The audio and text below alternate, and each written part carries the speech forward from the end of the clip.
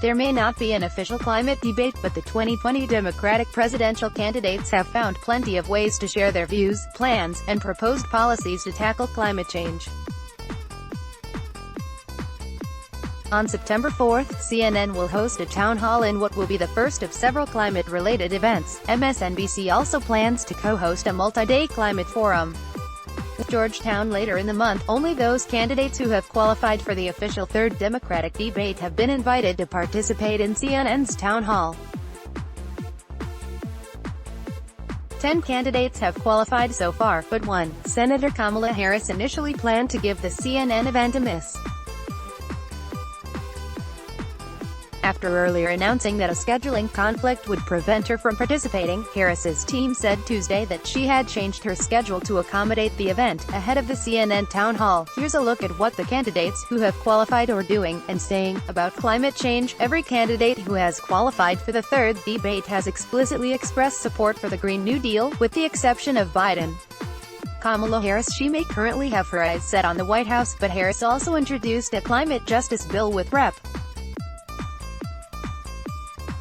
Alexandria Ocasio-Cortez at the end of July. The Climate Equity Act seeks to ensure that low-income communities are not left behind when environmental regulations or legislation are passed. The bill recognizes that these communities are already disproportionately affected by climate change and pollution and proposes the creation of an Office of Climate and Environmental Justice Accountability to make the government more accountable to them. Bernie Sanders said. Bernie Sanders released his first comprehensive climate plan last Thursday, his own $16.3 trillion version of the Green New Deal. The bill seeks to combat climate change while creating millions of jobs, and includes a plan for complete decarbonization by 2050. Joe Biden. Former Vice President Joe Biden released his plan for a clean energy revolution and environmental justice in June. Proposes $1.7 trillion in spending to reach net zero carbon emissions by 2050. Biden came under fire for the plan during the second debate, particularly from Inslee. He hasn't offered any additional policies. Elizabeth Warren said. Elizabeth Warren has offered 5 parts to her own climate plan in a series of Medium posts published since April. The first focuses on public lands, the second on how the military can help combat climate change, the third on green manufacturing, the fourth on a transition to clean energy, and the last looks at trade. Warren also co-sponsored the Department of Defense (DoD) Climate Resiliency and Readiness Act and the Climate Risk Disclosure Act. Cory Booker in April said. Cory Booker released an environmental justice plan, which focuses on the disproportionate impacts of climate change and pollution on the poor and communities of color. Earlier this month, he released the Climate Stewardship Act, which is inspired by FDR's New Deal. The bill calls for voluntary farm and ranch conservation practices, massive reforestation, and wetlands restoration, including planting 4 billion trees across the country by 2030. Booker also co-sponsored Warren's Climate Risk Disclosure Act. Amy Klobuchar said.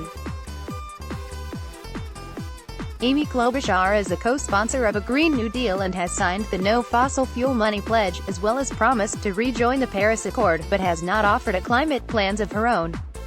She does, however, include a number of climate-related plans in her first 100 Days plan. Julian Castro. Former HUD Secretary Julian Castro has not released a climate-specific plan. However, climate change plays a role in his housing plan, which includes a $200 billion green infrastructure fund and plans to reach net zero emissions by 2050. Castro also released a plan last week to protect animals and wildlife, particularly those that are endangered, as well as public lands and oceans. Beto O'Rourke. Former Rep.